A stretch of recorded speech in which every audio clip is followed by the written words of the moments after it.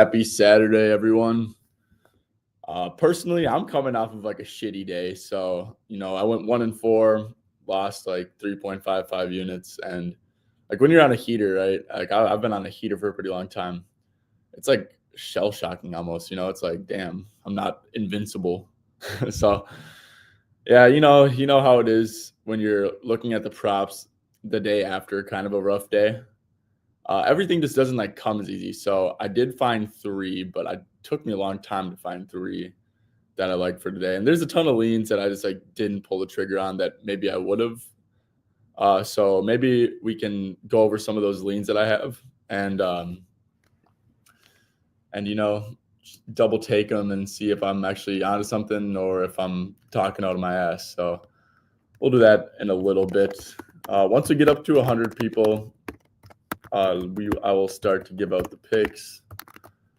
And yeah, so guys, as always, make sure to leave some comments, leave what you guys are on, leave your leans, all that good stuff. Like I say every day. But if I do if you guys do put me on with a play and I play it myself, I will give you guys lifetime Discord for free. So little incentive to leave some comments down below on what you guys are on.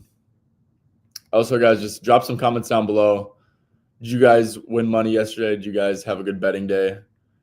Because I did not. So it will make me feel better if some of you guys did. Let's see. Okay, so we got 66 people in here. Got a few more. Before I get started, so 33 more people, and then I'll start dropping the plays. As always, guys, Props Madness. You guys can use code SB15, get yourself 15% off. Like I said, I don't know what I'd do without this tool. It has a little bit of everything. You can filter out players in and out. You can filter by top play types, got top scoring zone, opponent's points in the paint allowed, usage percentage, home road, back-to-back, all that good stuff, minutes. They got literally everything. So if you guys do want the best tool on the market, code SB15 can get you that for 15% off. So we're already at 91. Sweet. And filling up quick. I'm assuming that's because I'm like the only one who really does this shit on Saturdays, right? I feel like no one else really does content on Saturdays. So if you guys do appreciate that, make sure to sub to the YouTube channel. Make sure to leave a like down below on the YouTube. And of course, guys, drop your comments because I have 3 plays. I have some leans I want to get to, but I want to hear you guys' leans, hear what you guys are on, all that good stuff. So make sure to get going in the comments. And now we are officially at 100 people. So, oh, no, we went down. Okay, now we're back at 100. Sweet. All right, so that's my cue. That's my cue to shut the hell up and start dropping plays. Well, I'm not really shutting up, but anyways, first play of the day. We're going D-Lo over 15.5 points. So there's some weird variables here for sure. There's a lot of weird variables, right? So first of all, he's only played 2 games with the Nets, right? Scored 22 in the first game, shot pretty well, made all of his twos, shot 2 for 6 from 3, got at the stripe. Played 26 minutes, and then on a back-to-back, he played 28 minutes. He did start this one over Cam Thomas, which I think is worth noting. Obviously, Cam Thomas will probably eventually return to the starting lineup, but who knows when that will be. He shot 0 for 4 in this one, 3 for 11, so it's pretty inefficient. Only had 11 points. The Bucks, you think of them as a good matchup. They've been more aggressive on the pick and roll as of recently. I think they're not really allowing a ton of pull-ups, so I don't think it's like that cakewalk matchup that everyone thinks it is. The Bucks are nowadays. So, yeah. So the reasoning behind this, first of all, Cam Johnson, he's officially ruled out. He's someone who's going to take a ton of shots every night, obviously. Cam Thomas is questionable. He wasn't questionable for the Bucks game. So it seems like he is like truly questionable here. And obviously if Cam Thomas gets ruled out, this line might close at like 20.5 or something like that. So I thought it was nice playing this before. This line is obviously implying that Cam Thomas is in. Like I said, with Cam Johnson out, like I totally get that D-Lo didn't start that first game. But with Cam Johnson out, I do think that with Cam Johnson out, and given that D-Lo started over Cam Thomas the last game, even if Cam Thomas does play, I do think that D-Lo will start and yeah, he'll get the start and probably be like around like that 28 to 30 minutes here or something like that. Yeah, so like I said, my projected starting lineup that I have is Simmons, Russell, Keon Johnson, Jalen Wilson, and Claxton. And then, yeah, Thomas off the bench. Embiid, he's obviously going to play drop. He's going to sit in the Embiid just going to sit in the paint all game because he can, given that Brooklyn only has or is going to have like Ben and Clax starting. He's going to have Ben, Clax, and Sharp, one of the three, probably two of the three a lot of the times on the court at the same time. So yeah, Embiid is just gonna like literally be sitting in the paint all game. He can't really move. They'll give up a ton of like catch and shoot jumpers, pull up jumpers, all that good stuff. If D'Lo starts alongside Ben, like I think he does, that just like is like a good boost because like I mean when you're playing alongside Ben, you're gonna get easy transition looks. You're going to get like a ton of dribble handoff opportunities. You're just gonna get more shots, right? Because he's a good passer and he doesn't really score or look at the rim, shoot at all. So yeah, guys, and this is just like kind of like a personal thing. Like when D'Lo came to Brooklyn, I just know that D'Lo's like super comfortable in like a I'm the guy role, and I kind of just thought that I kind of just like to think that D'Lo is going to be really good in this Brooklyn role just because, I mean, he's playing alongside a ton of scrubs, to be honest. He's playing alongside a ton of scrubs, and he's like, yeah, like I said, he's the guy. He can have the ball in his hands. He can have free will to take as many shots as he wants. And like I said, D'Lo's just comfortable in that role. So against a team like Philly that is going to play drop, that is going to concede a lot of jumpers, I just love this matchup, and I love this number, 15.5. I don't think it's a big ask at all. And I think there's some upside here with Cam Thomas like actually potentially being ruled out. I do think that D'Lo gets a start here alongside Simmons, which I also like, just given that he started over Cam Thomas. And like, yeah, obviously there's not a ton of like data here, but we can even go to like D'Angelo Russell stats. Just look that up. Look up his season-long stats. With the Lakers, yeah, he only averaged 12.4, but if you like bump it up to like per 28 minutes, 26.3. Sorry. Okay. New calculator thing is screwing me up. Divided by 26.3 and then times 12.4. Yeah, so he was averaging like 13.2 per 28 minutes on the Lakers, but like honestly, this is just like such a better role for him. And yeah, man, I just know D'Lo, right? It's like he's playing in a role where it's like, yeah, I have the ball, I can shoot. He's just going to be comfortable there. And yeah, he showed it in the first game, had a rough shooting game, the second one. And like I said, just pull-ups, catch and shoots. I think Philly's going to be conceding them at will with Joel just like not immobile, sitting in a drop, just like sitting next to like Claxton or Simmons in the paint the whole game. So yeah, I love this matchup, and I think there's some good upside here. Let's see. Why not G? I appreciate the comment. Hey guys, why not G? I'll get to that after my three plays. Like I said, guys, keep the comments coming. If you guys put me on with a play, I will give you lifetime Discord for free. All right, second play. I'm rolling the same game. I'm going Tyrese Maxey under 3.5 3-pointers made. And sorry, let's just quick go to like the D'Lo one. This line's like very widely available. I guess FanDuel got bumped real quick, but every other book besides that has a playable line. All right, next one, yeah, Maxey under 3.5 threes. Best price is DK, and then it's like kind of like minus 125. I think the line moved a little bit. I think FanDuel had a minus 118. It's not showing it, but yeah, I'm pretty sure it was minus 115. So straight up, you're just looking at the hit rates, right? Under in 16 out of 26 games, not great. Only averaging 3.2 threes. So Maxey has been going under this line more than not. If we go down here, pick and roll ball handler. Number one against that, the Nets just like literally blitz the hell out of every pick and roll. So, I mean, if Maxey's getting blitzed on every pick and roll, like right, it's like he's not going to get any like drop coverage 3-pointer like up. Probably not really many attempts. So, yeah, it's tough on him there. And yeah, so it's like if Maxey makes 4 threes and like they're like all like random, like from catch and shoot opportunities from like transition, I think you just like kind of got to live with it. But also on top of like the pick and roll thing on the year, Nets are along the second fewest pull up 3-pointers attempted over the last 10 games, the third lowest pull up frequency. Obviously, Maxi will catch and shoot every once in a while, but he's mainly like a pull up guy, like by far. So yeah, and then also if you filter it to games with Embiid and PG, under in 6 out of 9 games, only averaging 3.1 3-pointers attempted. And yeah, just like Maxi's not going to really get any pull up threes up unless they're like isolation step back threes. And at that point, like there's a lot of variance with 3-point props for sure. But at this point, like if he's not just like flowing into easy pull up threes, which is like his game for the most part when he's like shooting threes, like he's just not going to get that against Brooklyn with how they defend the pick and roll. So yeah, it's just like it's a bad matchup. If he hits 4, you kind of just got to live with it. But also, we can go to Dame last game, who had a 3.5-point 3-point line. Dame also plays alongside Giannis, right? Dame and Maxey are kind of in very similar scenarios. We're like, okay, do we blitz this guy and then maybe like the ball ends up in Giannis's hands? Well, we can go over to Portland and Milwaukee. Dame, okay, he did hit 4. Okay, shit, that doesn't help my case. He shot 4 for 13, but okay, that doesn't help the case at all. I watched the game and he was just kind of like shooting a ton of like step back threes and stuff.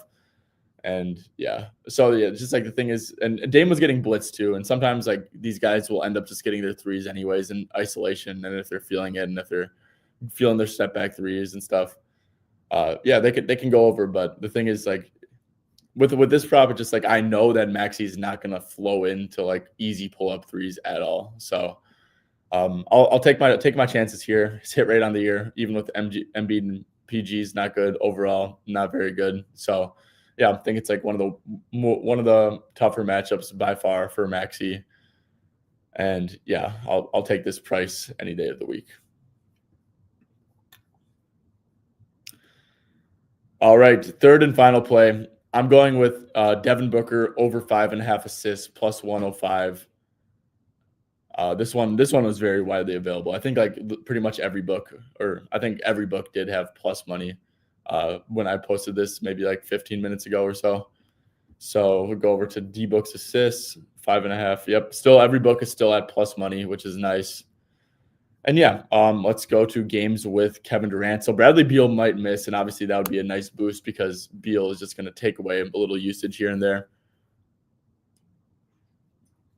He's obviously more of like a self creator than a play finisher. So I don't think Beal. I think that Beal being off the court would be pretty good for his assists. But yeah, so with Kevin Durant this year, he's over in 11 out of 17 games. He's averaging 6.9 assists with KD.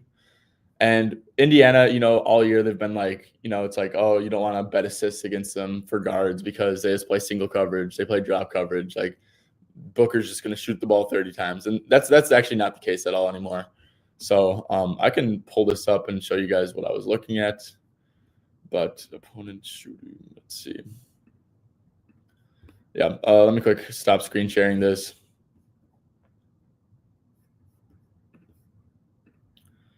Okay, and I'll show this slide. So what I like to look at when I'm like looking for scheme changes and stuff is I'll go to teams, opponent shooting, and then pull-ups, or you can do catch and shoot pull-ups, all that good stuff. But yeah, pull-ups and then last 10 games. And if we look here, right, pull-up threes, which is like one of the biggest indicators of playing drop coverage, which is why Milwaukee's kind of weird. They really have not been playing drop much at all. Yeah, well, the biggest indicator of playing drop coverage is like pull-up threes and just pull-up shots in general. But yeah, if we look at Indiana, fourth lowest pull-up frequency from deep over the last 10 games. And then just pull-up shot frequency overall, fifth lowest over the last 10 games. So yeah, guys, it's like you guys can go back, check the film. It should pass the eye test. But yeah, in the pick and roll, which if we go back to Props Madness,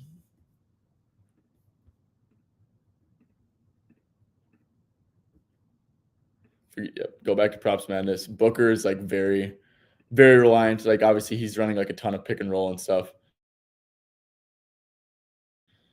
over here. So yeah, most of his stuff like comes out of the pick and roll. And yeah, Miles Turner, like even off ball screens and stuff, when he's the guy, he'll be up in that. And yeah, so just instead of like Booker, you're being able to shoot the ball like 30 times, right? They're gonna put a two to the ball in like those coming off the screen situations. And yeah, so that just like makes it like a good matchup, right? And then like this line, obviously, like you just like look at this line blindly, right? Like averaging 6.5 assists, a little bit of a boost in games with KD as well. Good hit rate. And then this is just like a matchup where like the Pacers aren't like a good defense. And then they're not going to just let Booker shoot the ball a million times. So yeah, I think that this line probably should be 6.5. It's 5.5 for getting plus money. I think there's a lot to like about this one.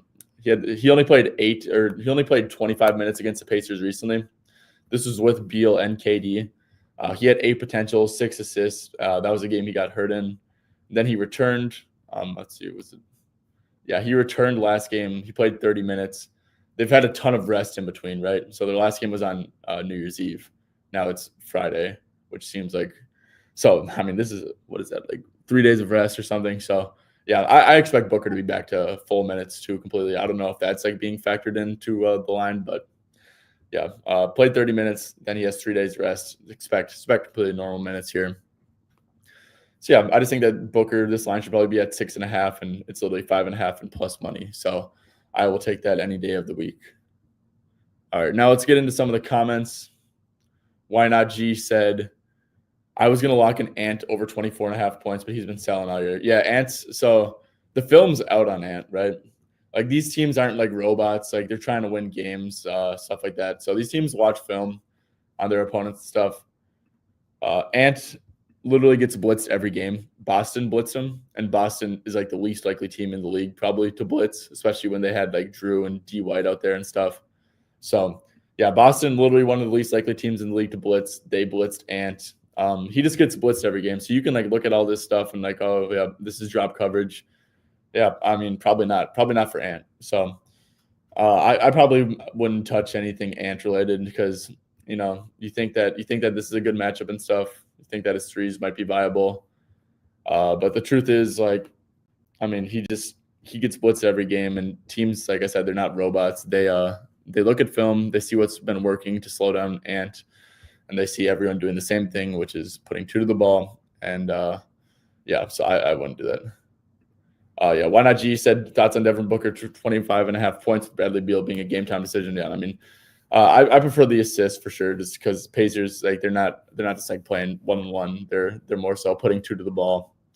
And yeah, I think that Beal being a game time decision can also help that out as well.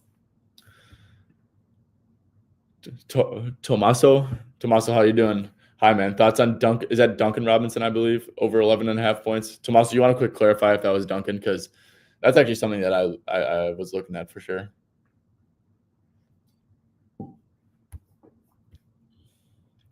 Yeah, I think you're talking about Duncan.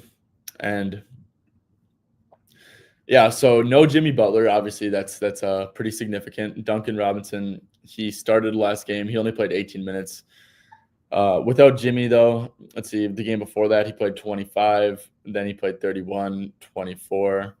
Let's see Duncan Robinson. Okay, Duncan Robinson stats. So he 100% should start, right?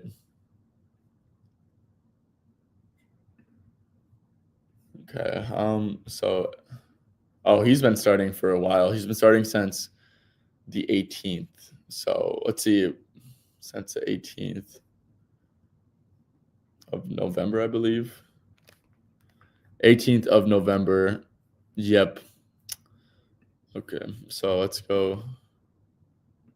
Let's filter out some of these games. So this is him as a starter without Jimmy. 22 minutes, 18 minutes, 31, 33, 28, 21. So his minutes really fluctuate a ton, which kind of sucks. But from a matchup standpoint, Duncan does a decent amount in transition, spot up.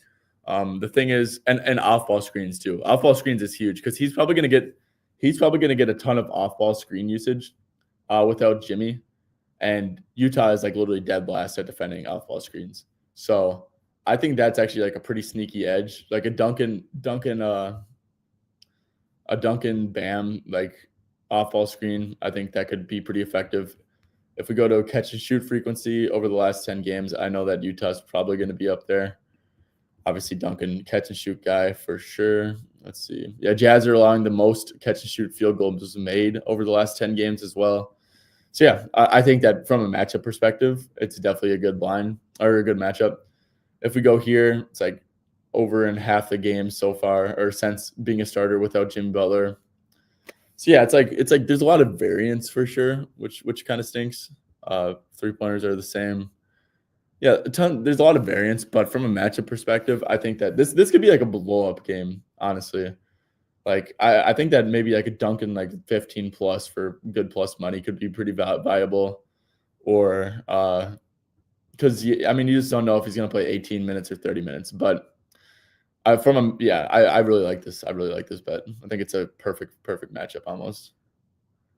Riley fantasy score locks. I don't do fantasy score stuff. I just do I don't do um DFS apps and stuff. So I couldn't even tell you like how fantasy scoring works.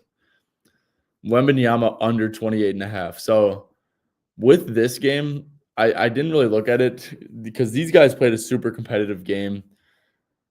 I wouldn't play it under. Um, let's see, he got up really good volume, scored 35 in the exact same matchup. He was efficient, like was very efficient. So I guess you can take that into account, but yeah. I probably maybe since they lost the game and Wemby went off, they make a better effort to slow him down. Maybe he plays a little less minutes on a back to back. And yeah, the line is definitely very inflated, you know, because I mean, yeah, under 19 out of 29. I think there's a few outs to the under here, just given like the back to back. Maybe yeah, like I said, Denver, they just played them. They let Wemby go off and they lost the game. So maybe they make an adjustment here. They're like, okay, yeah, we gotta slow Wemby down. And yeah, I don't know. But the thing is with Denver and San Antonio, it's just like, dude, guys, there's so many back to backs, so many teams on back to backs. Like, let's see, I don't think any of those teams are. But yeah, Denver and San Antonio are. New York is, Memphis is, and yeah. So this is like literally two teams that are on back to backs. There might be some like super weird like people randomly missing games and stuff. So with this game, I'd rather like wait till closer to tip just to handicap it, just because a lot of these guys played really massive minutes, especially on the Nuggets side. Like who knows if Murray's randomly just going to sit. Jokic doesn't really sit games, but Wemby, they're obviously like he's like the future. Uh, let's see. Oh, that's head to head, back to back. Wemby's only played 3 back-to-back games all year. So it's like, is he even going to play? He hasn't played a back-to-back since November 27th. So over a month. And yeah. Yeah, and then back-to-back. So he's maxed out at 34 minutes. I don't know. If he does play, I think there's maybe a fair chance at a restriction. So I actually do kind of like this underlook because I think there's a few outs for this one. 20 and a half PA for today is Wemby's birthday. Okay, so they're gonna let him play. Yeah, they're probably gonna let him play. Yeah, and I guess that's actually a fair narrative, right? Thank you for Duncan. I also like Siakam over 20 and a half PA. All right, let's go check that out. Okay, so the line moved a ton to 22 and a half. Phoenix is a confusing team, man. So like the to be honest, like look, they're so mid against like everything, right? And I get that like their pick and roll handler stuff. They've been let's see, we can check up the pull up frequency, but it's been slowly trending down because they were like 30th to start the year because they were playing straight drop. They don't even have Nurkic, who is definitely like more of a drop big. But we can go to pull ups. Last 10 game 3-point frequency. That's where I like to start. Okay, so Phoenix, they've been kind of playing drop. I mean, their frequencies like they're 1, 2, 3, 4, 5, 6, 7. Giving up the 7th highest 3-point frequency for pull-ups, and then for like overall, they're like pretty middle of the pack. So yeah, and then like because they're like fine in transition, fine against post-ups, pretty good against spot-ups, but that might be like kind of more so because of how they started the year, Let's see, is there anything distinct about them? 3-pointers. Like they're just so middle of the pack and like everything. And I hate betting against teams like that.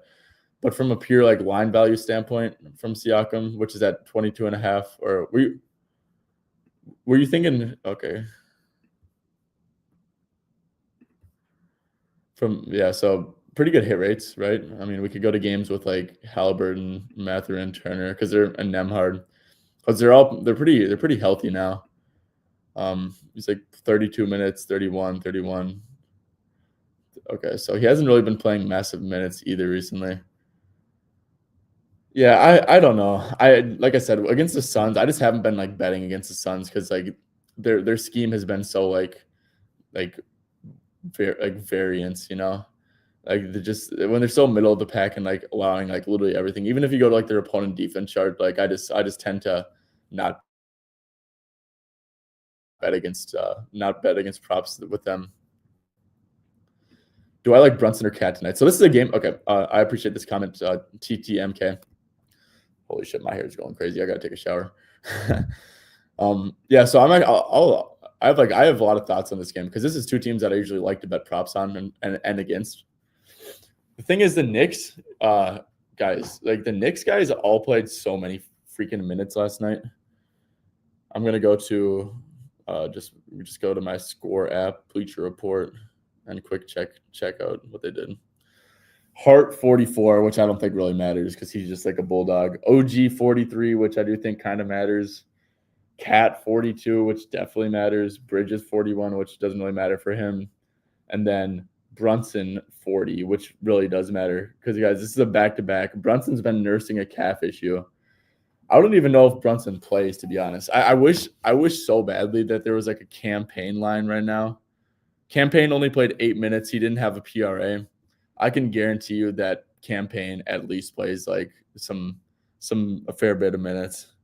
He's literally just been a straight Brunson backup, but yeah. So with the Knicks, it's like I don't think like obviously they want to win every game, but this is just such a bad spot, guys. Like back to back, they're traveled from OKC to Chicago, which I don't think is like a super long flight or anything, but yeah, I mean that game got done pretty late last night. They play at 7 tonight. Yeah, so obviously like with Brunson, like the Bulls have been playing like straight drop with Vucevic recently. Let's see. Yeah, where's the last 10 games stuff? Yeah, so the last 10 games, I think the Bulls are allowing the second highest pull-up frequency, so behind Philly, which is good for our Embiid look. So yeah, Vooch has been playing a lot of drop. Yeah, so it's a really good matchup. Obviously, the Bulls are like first in pace or second in pace and 24th in defensive rating and allow a ton of assists, a ton of rebounds, all that good stuff. I just don't know like I just don't think that they want to play Cat big minutes here. I don't think they want to play Brunson big minutes. But it's like a great matchup for both of them because their pick and roll should be literally like unstoppable here. So that's just like my thoughts on this game. I wish that we could have some injury news and stuff. Yeah, but I do think like what do you say, Cat and Brunson? I really like both of them. I think that both of them have like an incredible matchup to put up like literally like PRA numbers. Like just you play drop, Brunson shoots the threes or hands it or gives it to Cat in the pick and roll and scores. Like I think that both of them could have massive days. Yeah, so why not G? I don't know. Is it so? I was looking at that stuff, and obviously, like at first glance, you see like, oh, Norman Powell, 22.5. Kawhi's playing. Like this seems crazy high, right? I actually, Kawhi's has to be on like a pretty significant minute restriction, right? I don't know if there's like been anything that's came out for his minutes. Kawhi, it just says he's expected to play. Okay. Let's see, Kawhi. I'm just gonna search up Kawhi minutes on Twitter and see if anything pops up.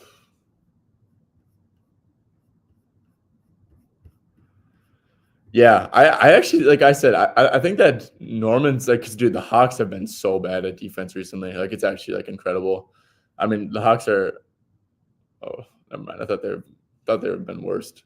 Thought they would be worse. They're allowing like 118.3 points per game. They haven't been allowing pull-ups recently, which is weird. So that's pretty good for Harden. Yeah, I don't know, guys. I'd probably say just stay away from the Clipper game, right?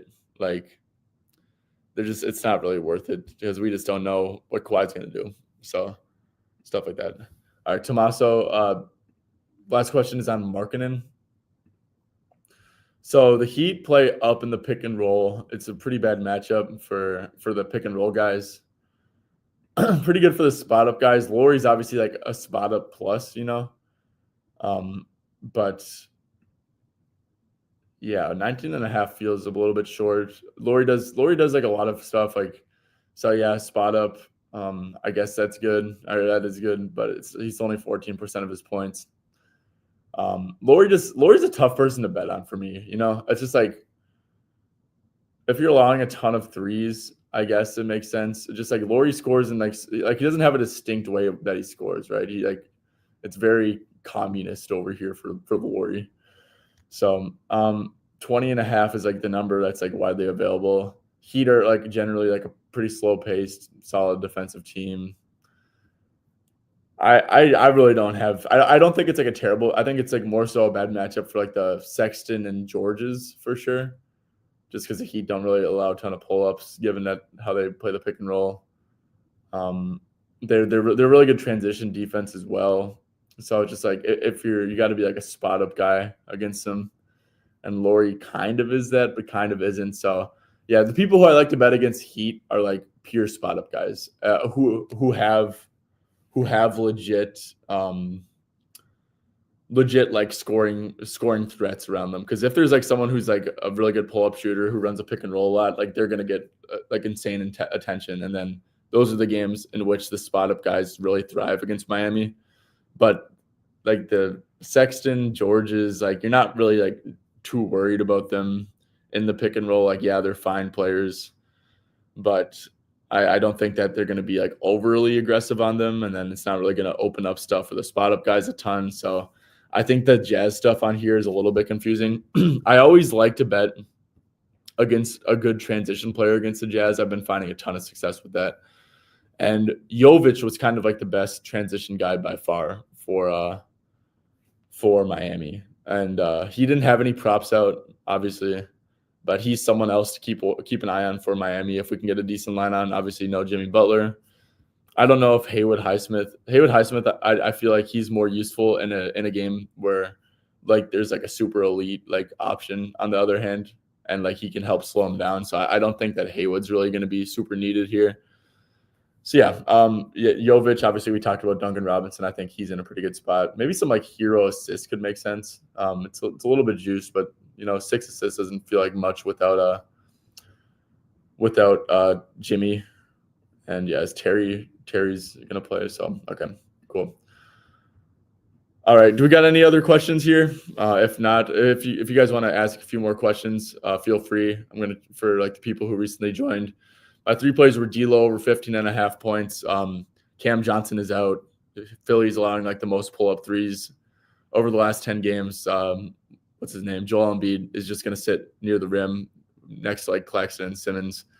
He'll play drop. I think the Nets are I think that Ben Simmons. I think that my guess is that he starts alongside Ben Simmons, which is good for his scoring for sure.